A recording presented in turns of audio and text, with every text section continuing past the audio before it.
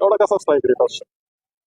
भारतीय जनता पक्षाने जर 288 उमेदवार उभे केले असते तर 256 उमेदवार विजयी झाले असते, असा करून इतिहास आहे का?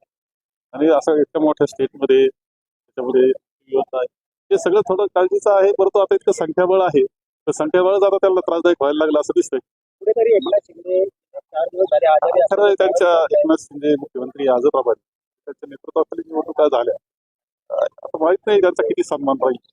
मात्र ते आजारी असं सांगितलं जाते. दुसरीकडे कदाचित आजारी असू शकत, मी नाकारत नाही. आजाराबद्दल काय कोणी बोलायचं. तर शेवटी असं आहे की एवढ्या मेहनतीचं काही सन्मान आहे तरी त्याचा मला आज तरी माहिती. विरोधक चर्चा करतात की काँग्रेसचं लोकसभेचे यश मिळवण्यासाठी विधानसभेत टिकवता आला नाही, कुठेतरी तो संपत चाललेला पक्ष आहे.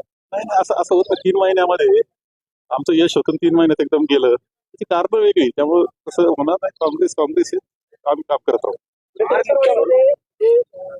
मतदान घेणार असं आहे का, त्या वाढीमध्ये जे होतं आहे हे निवडणूक आयोगानं आणि सरकारनं असं समजून घेतलं पाहिजे का हा असंतोष का आहे. जर समजून घेतलं तर ठीक, नाही तर महाराष्ट्रामध्ये पेटत जाणारं आंदोलन दिसतंय मला काही काळात. मात्र आज मतदानच घेऊन दिलं गेलं नाही, दडपशाही केली. हा दडपशाहीला तुम्ही दाबता, किती काळ दाबाल लोकांना? शेवटी लोकांच्या मनातली शंका कशी काढून टाकता येईल याचं काढायचं सोडून तुम्ही लाठीचा वापर करायला लागला. राजस्थान असेल किंवा मध्य प्रदेश, त्या ठिकाणी अनेक नावं मुख्यमंत्री पदाच्या शर्यतीत एक नंबरला होती. अचानक नवीन नावं समोर आली. महाराष्ट्रात सुद्धा असं काही घडेल असं वाटतं? तुम्ही अनेक वर्ष राजकारणात आहात. भारतीय जनता पक्ष आहे, त्यामुळे मी काही सांगू शकत नाही. त्यांचंच त्यांना सांगायचं. निवडणूक आयोगाने बैठकीला बोलवलंय. काय होतं समाधानकारक? हे मला माहित नाही काय झालं, मी कार्यक्रमातच होतो. माहिती घेईल आज संध्याकाळी.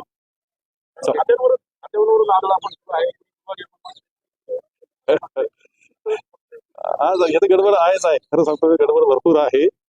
ठीक आहे, आता म्हणजे संख्या इतकी झालेली की त्यांना सुद्धा ती आवडता येईल. आता शिंदेचं बार्गेनिंग पॉवर कमी करायचं म्हणून अजित पवारांना पुढे शिंदे नाही, आता शिंदेच्या नेतृत्वाखाली झालेला आहे, त्याचा किती सन्मान राहील हे मला आज काही सांगता येईल. कुठेतरी आपली निवडणूक झाल्यानंतर पराभव झाला, त्यानंतर विरोधक म्हणून आले होते की हे आता संपलेत. मात्र आजच्या सभेतून तुम्ही त्यांना इशारा दिलाय. काय आता पुढची तेव्हा भूमिका? आमचं फाउंडेशन फार पक्ष आहे.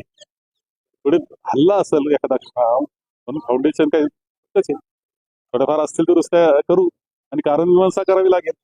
असं आहे की पोस्टलचा आणि याचा एक संबंध असतो.